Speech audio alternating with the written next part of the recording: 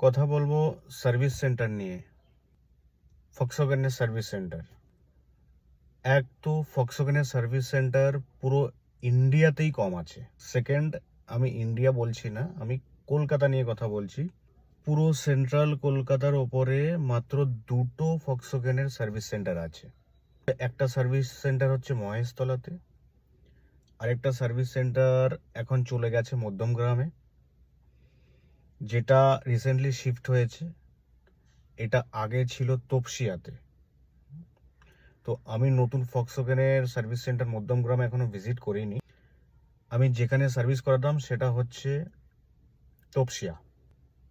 Service সেন্টারে আমি এখনো পর্যন্ত 3বার গেছিলাম। একবার জেনারেল সার্ভিস করানোর জন্য গেছিলাম, পরে একবার ব্যাটারি চেঞ্জ করানোর জন্য গেছিলাম, আরেকবার গেছিলাম 1 বছরের সার্ভিস সেন্টারে, যেটা সার্ভিস হয় 1 বছরের, সেই সার্ভিস করানোর জন্য।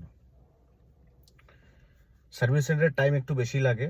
তুমি যদি মনে করো সকালে গাড়ি দেবে, দাঁড়িয়ে থাকবে 3 ঘন্টা 4 ঘন্টাতে, তোমাকে গাড়ি আবার রিটার্ন ব্যাক করবে, হবে না। সার্ভিস সেন্টার কম আছে। ওরা সার্ভিস ভালোভাবে করে, কেয়ারফুলি করে, সেটা নিয়ে কোনো ডাউট নেই, কিন্তু টাইম ওদের বেশি লাগে।